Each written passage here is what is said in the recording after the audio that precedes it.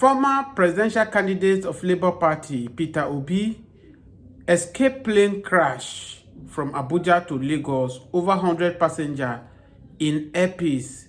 Luckily, escaped plane crash as they are currently treatment center. Please kindly watch this video, share this video as you congratulate Peter Obi because the plans of enemy could not succeed in their lives, including those who are in the aircraft. Please watch this video. After watching this video, let's talk about what happened, what may be the cause, and the next things Peter Obi needs to be doing any moment from now. Obedient moment, come across this video, share this video, and congratulate Peter Obi. Of the Labour Party, Mr. Peter Obi escaped a plane crash together with over 100 passengers at the local wing of the Murtala Muhammad International Airport in Lagos. Well, the near crash incident, which occurred on Tuesday, June 3rd, involved an Air Peace plane with flight number P47123, which took off from Abuja. According to reports, the Air Peace plane was to land at about 1:55 p.m. but landed at 2:25 p.m. with approximately 30 minutes behind schedule. Sources privy to the incident disclosed that for about 30 minutes, the pilot lost control, leaving the aircraft to hover, instilling fear and trembling on all passengers. A passenger who pleaded anonymity was quoted as saying that it was a nasty experience. The plane made many attempts to land but had to retreat. The passengers were jolted. People were praying and casting out the devil as the plane's destiny was uncertain. At a point, it was as if the plane would crash on many houses. The passengers said the experience underlines the fragile nature of Nigeria and how the natural disaster could plunge the country into a major civil strife or even war. She said that Nigerian leaders need to fix the country and avoid potential causes of disasters like this, which has serious implications for national security. She also said that she almost gave up as the plane hovered and aimlessly between ascending or descending into chaos. She disclosed, and I quote, "Peter Obi was in the plane. Many lost hope. We thought the plane would crash. He was calm and resolute. He was telling people around him to be calm, that all will be well. We thank God we survived. No one would have believed it was an accident if the plane had crashed with Peter Obi inside." Another passenger also quoted. He said while other passengers were in great confusion, Obi was comforting them that they should trust in God. A businessman in the flight, Dr. Benson Onwaji, was said to have summoned courage by standing up to pray for the passengers. As it stands, Obi, who recently donated 20 million naira to flood victims in Niger State, had been visiting some communities in northern Nigeria, after which he returned to Abuja for a scheduled political meeting. He was said to have left Lagos for Abuja that afternoon for another meeting. You're currently listening to the World News at 6 right here on Voice of the People, 90.3 FM. Yes, of course, you have watched this video. Yes, of course, many people have been saying, what kind of God is Peter Obi is serving that make him, moving from one place to another, hitting these criminal elements who have took it upon themselves to empty this country. And Peter Obi is busy giving them what you want. Among of the whole politicians in Nigeria, why is Peter Obi different is that Obi way of politics is quite different from others. Even when I believe that Peter Obi might not have answer to Nigeria problem or to the Igbo's problem. Yes, he does not have answer to it. But why Obi is different is that after the general election where politicians take their money, share for people to vote for them, Obi have been moving from one place to another to use his money to affect the society, those who need the money. Not the regular politicians that will wait for when it is time for elections and they begin to give money, using money to buy vote. But why I felt that in my own perspective, I felt that Obi should not waste his time. That as it is currently a stand in Nigeria today, let's tell ourselves the truth. We cannot shy away from it. Obi become president today does not stop this Fulani headmen of terrorizing Nigeria. It does not stop these Boko Harams. They have grown wings. They cannot be bring down by anybody. This is exactly what the Yorubas were thinking, that the moment Bola Ahmed Tinubu become the president of Nigeria, all these shenanigans attitude, Bola Ahmed Tinubu have the wings. He have the power to put them on his feet. But as we speak currently now, Bola Ahmed Tinubu regime in terms of security in Nigeria is the worst. I don't know whether you agree with me or not. It is the worst. Under Bola Ahmed Tinubu now, in my people from Benue place, Middle Belt where I come, Middle Belt where I came from, in Plateau, in Taraba, has become a sacrificial lambs to these Fulani herdsmen now as we speak. So for me, that's why I'm telling you that Obi should not even waste his time.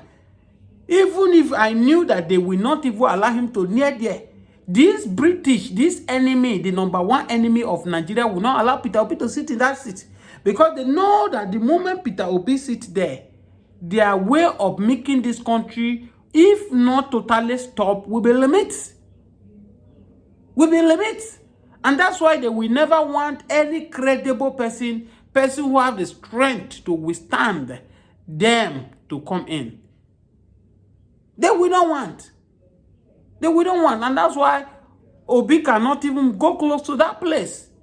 Obi, despite he's the best person to rescue Nigeria in the current position we have today, but he will not. And I felt that, look, let's tell ourselves this, the gospel truth is that this country is beyond one man to sit in Abuja and he think he can control for every other region. If you don't want to divide this country, let's go back to regional government. Regional government in the sense that everybody can now decide, take care of his people. We once do it, and it was working well for us. It was working well for us. So I don't know why we are shying away from it, going back to regional government. And if this Northern, my people say they don't want regional government, divide the country, let everybody go. The rate of killing in this country now, it's no longer acceptable, for crying out loud. We need to put stop to all these things. We need to put stop to it. You go here, they kill 100, you go here, they kill this. And the worst part of it, you now look as if they are making our security, making them useless. Making them, they are not more active. Just imagine that we are not fighting with any other country. Within us here, evil military is moving their base to Benue. Are we saying that there are not sufficient military that can hand over these people over there?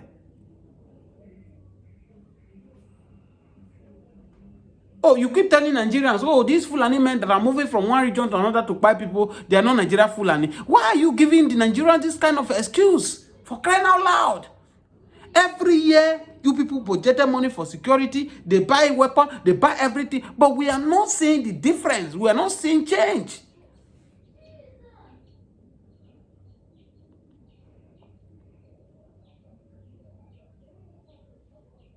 I don't know why, I don't know whether you people, if you watch this video, you are worried the way I'm worried.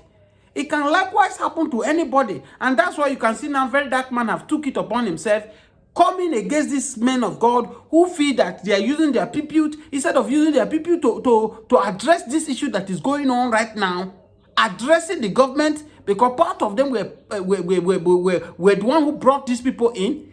Use your pulpit, I be what they call it, don't mind my pronunciation, use it to address this issue. Let the government know, at least these big churches, they have they have branches in Benue, they have in Taraba, they have in Plateau State. These people that are being killed, it can be anybody. Instead of them to do the needful to talk about the killing, they are there doing adding content. We have no differentiate between content creators and these so-called men of God these days. You leave the Bible, you begin to do what to attract people to him. Jesus was not after the crowd. It was after the people that would go to heaven with him. And that's why when we saw some people say, oh, Christian body of Christ, rise up, let's bring this very man down. What this man has done, so far many of you have not done it. Many of you are doing whatever you're doing to enrich your pocket, to get more money, to acquire more monies. As we speak today, missionary school, Christians cannot go to missionary school anymore in Nigeria. Missionary schools are the most expensive school right now as we speak. And that's why you can see, oh, right now, oh, Joshua, Matthew, Caleb, Gideon, they are in the streets doing all kind of atrocity to just measure to earn a living for them and their families. Because it's all about money now. Nobody cares for anybody. And here you are coming, oh, let's try to bring him down. Small boy cannot be rubbishing everybody. If you respect yourself, this guy will not come for you. So a lot of things are happening in this country that it go beyond the reason that let's restructure the country so that everybody we can manage these situations. This situation is almost getting out of hands. Please, if you watch up to this very moment, drop your comment, share this video massively, let everybody see it. We need to speak. These days, if you want to talk in the public, if you don't have money, they will first look at you, what you put on. They will look your head. Imagine you are talking to somebody. The first thing you look at your leg, what you are putting on. Look at the shirt, what you are putting on. How does it matter what the person has to offer? And the same thing that is happening in the political space, whereby they don't longer consider what you carried, your capacity, your capability. Checking on those all they think now, they think about tribe, where you are from, the religion you practice. And that's why you can see now everything is going wireless for us in the country called Nigeria. So for me, as we keep speaking, this country need to be overlooked. And these are the reason Jonathan looked then in 2014. He called for conference. That this country, moreover, we have spent for 100 years in 2014. Let's come together. Let's think, are we still going to want this country to be one? Do we want the way everything is going on? Let's pick. But the opposition then that are now in government now, they kick against it. They rubbish, they water everything Jonathan did at that moment. Everything Jonathan did at that moment now is everything they are trying to do now. My people used to say, Amesa at the right time. It is only good to do things at the right time. If they would have allowed Jonathan to do those things, removing fuel subsidy in 2014, I mean in 2013, then how much was fuel that time? Fuel was, Jonathan wanted to put the fuel, I think about 120 or 130. He applied for single tenure then, instead of we doing election for 4 years, where somebody will come work for 1 year, and the rest one is looking for money to campaign. Let's make it a single tenure, 6 years. You spend your 6 months, you get out instead of 8 years. Because even when they did not do well in their first tenure, they will have a way of bribing them for the second tenure. So mandate it, let it be 6 years. You know that you are coming for 6 years, whether you work or not, people will bear it. Moreover, how many of the governors, if you think, oh, 6 years is too big, if the person did not perform, are we going to enjoy for 6 years? How many of these governors have you seen that they use 4 years? The only governors you can see in Nigeria that are using 4 years, it could be maybe they did not respect their godfather who brought them in. They want to bring them down by all means. Please share this video and subscribe to this channel.